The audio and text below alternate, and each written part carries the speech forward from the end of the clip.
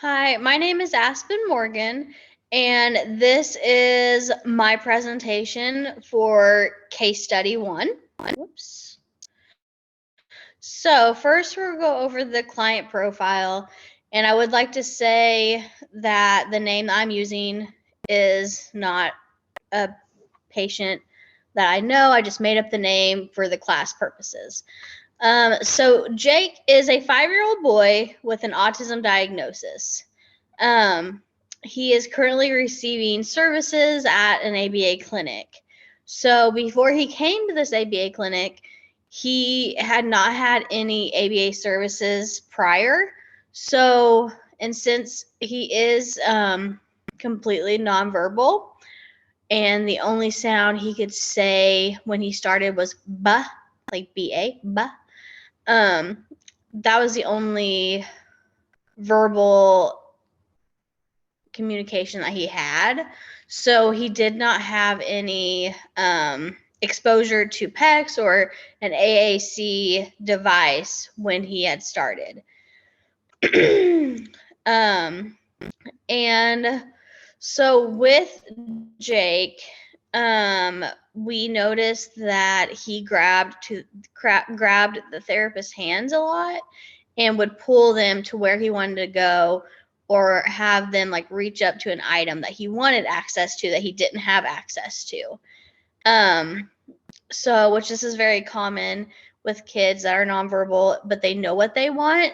They will use taking someone's hand and reaching for an item to get what they need. So the operational definition for Jake's problem behaviors is elopement. So for elopement, it is any instance in completed, attempted, or instances of a patient moving away or leaving a room from his assigned therapist more than 5 feet. So an example of this could be moving from a supervised area or area without permission, or moving more than 5 feet away from the therapist. A non-example would be leaving a assigned area when instructed to do so. So overall, our goal for this is to decrease elopement and increase functional communication using PECs, was the direction that we were going to go with. So when we talk about the behavior that he has with elopement, we could easily see by parent interviews and therapist observations that this was possibly maintained by a negative reinforcement. So he was doing a behavior that is not very desired, and that was reaching for someone's hand and pulling them to what he wants. But he was getting reinforced because they would follow along with it and give him what he wants, because they didn't know how to communicate with him since he was nonverbal. So if someone does not follow him or does not allow him to pull their hand, he would then start crying and eventually would give up on the person that he was trying to get him what he wanted, and he would just elope to go do something else or to go get the item himself.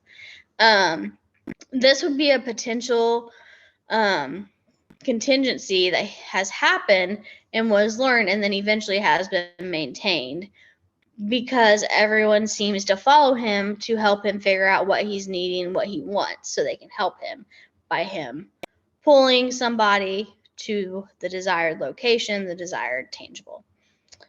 So again, the goal is to increase, when he started, was to increase spontaneous PEC request, and we were hoping that would decrease elopement and point others to what he wanted and needed. We wanted to give him a more appropriate way of communicating, because he didn't really have a way to communicate. He would just cry or he would just pull at somebody. So when he started, we did an assessment on him, and we used FBA, which FBA stands for Functional Behavioral Assessment. And the FBA in general is known as a range of strategies used in the process of determining why an individual engages in a significant behavior disturbance and how the behavior relates to the environment. So when we did this assessment, it was found and identified that 80% of his behaviors was for tangibles or for access to an item or to a location. And then 20% was just escape maintained. Like, you're not going to give me what I want. I'm just going to walk away from you and get away from you because I'm annoyed because I'm not getting what I want. And I mean, that's understandable when you don't have a way to communicate.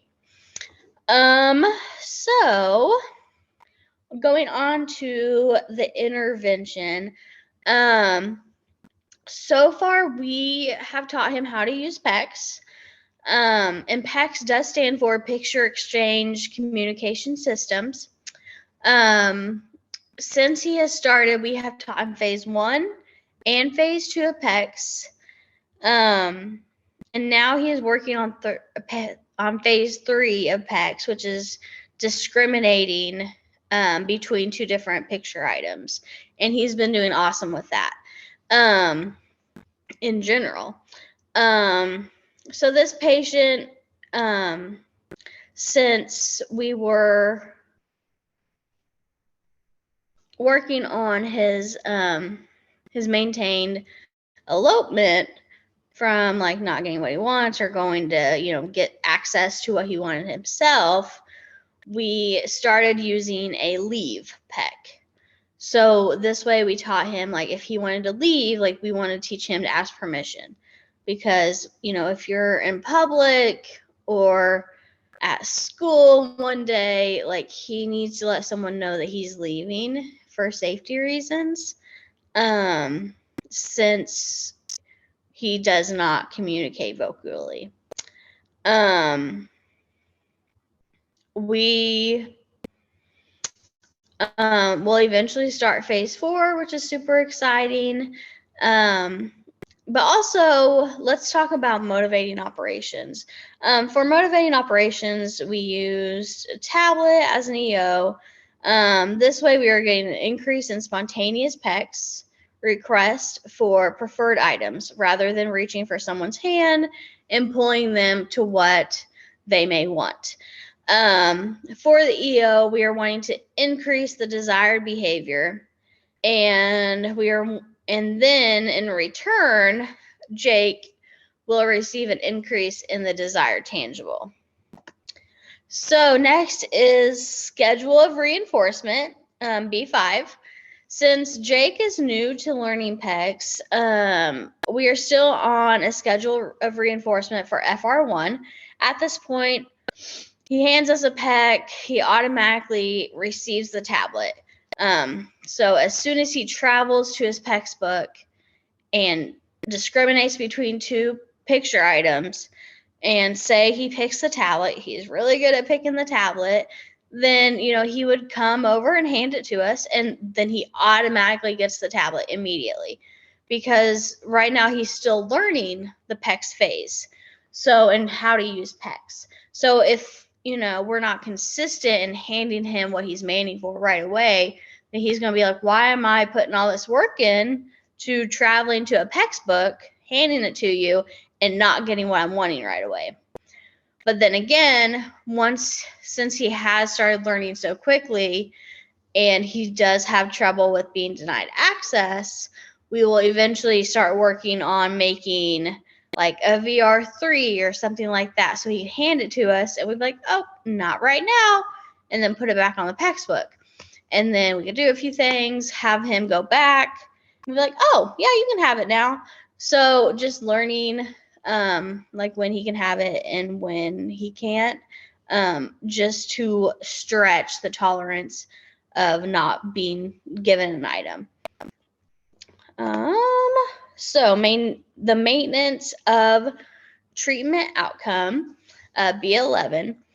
We are continuing to set up multiple opportunities for him to how to use to man for the PEX book. So like we are setting up the environment. So he is having to go, get his PEX book, know where it's at all times, and ask for what he's wanting. We do that multiple times a day. So he's getting as much practice as he can.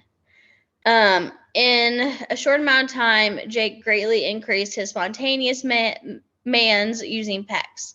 This has also shown a decrease in elopement and lowered the behavior of pulling his therapist's hand to gain access. So that is it for this presentation, and I hope you enjoyed it.